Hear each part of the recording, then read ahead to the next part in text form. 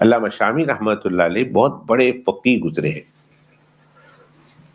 علماء احناف میں، اور علماء نے ان کو خاتمۃ المحققین کا لقب دیا ہے کہ ان پر تحقیق ختم ہے، ان کے بعد ان جیسا کوئی تحقیق کرنے والا آیا نہیں۔ انہوں نے اپنی کتاب لکھی ہے رد المختار، در مختار پر انہوں نے شرح لکھی ہے، اس میں لکھتے ہیں کہ موجودہ دور کے، وہ آج سے 200-250 سال پہلے گزرے ہیں، شام کے تھے علامہ ابن عابدین الشامی، انہوں نے فتاوی شامیہ میں اس کتاب میں جو ان کی مشہور کتاب ہے، بہت کتابیں لکھی انہوں نے، اس کتاب میں انہوں نے لکھا ہے کہ ہر مسلمان کو چاہیے، موجودہ دور کے ہر مسلمان کو چاہیے کہ ہر مہینے میں، اور میں کہتا ہوں ہر مہینے میں نہیں، 2 مہینے میں، 3 مہینے میں، موقع بموقع اپنے ایمان کی تجدید کر لینی چاہیے، اپنے ایمان کو کلمہ پڑھ کر دوبارہ اپنے ایمان کو نیا کر لینا چاہیے۔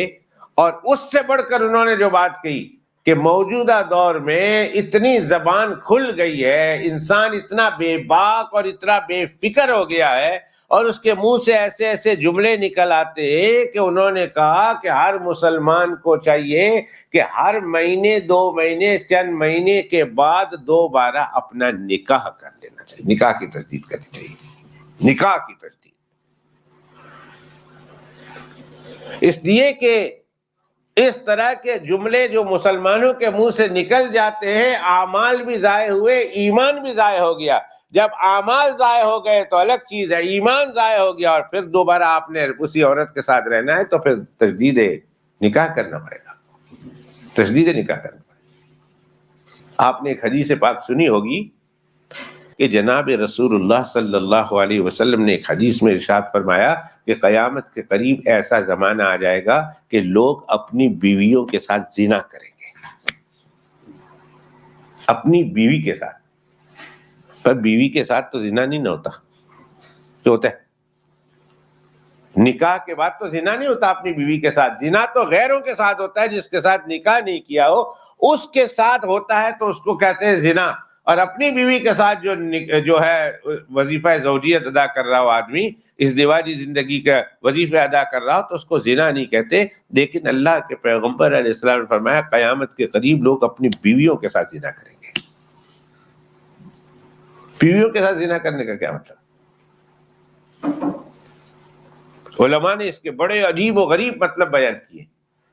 شراح حدیث نے اس کے بے شمار مطلب لکھے ہیں۔ ایک مطلب یہ ہے کہ اس کی بیوی ہوگی، اس نے جب شادی کی تھی تو اس کے ساتھ نکاح کیا تھا، لیکن درمیان میں ایسا جملہ بول گیا تھا کہ جس کی وجہ سے اس کا نکاح ٹوٹ گیا ہے، اس کے نکاح سے وہ نکل گئی، اس کا ایمان چلا گیا۔ اب جب دوبارہ، وہ تو پتہ ہی نہیں کہ میرا ایمان ہے کہ نہیں ہے، اب دوبارہ جب وہ اپنی بیوی سے ملے گا تو اس حال میں ملے گا کہ اس نے کلمہ تو پڑھ لیا ہوگا، نماز تو پڑھ لی ہوگی، لیکن نکاح تو اس کا ٹوٹ چکا ہوگا۔ اب جو بیوی کے ساتھ وظیفہ زوجیت ادا کر رہا ہوگا وہ بیوی کے ساتھ نہیں، زنا ہو جائے گا۔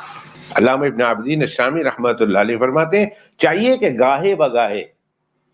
ایمان کی بھی تجدید کرے اور گاہے بگاہے اپنے نکاح کی بھی تجدید کرے، نکاح کی بھی تجدید کرے۔ اب میں اور آپ سوچتے ہوں گے یار اب ہم نے پھر ہال بک کرانا ہے، پھر 500,000 آدمیوں کو بلانا ہے،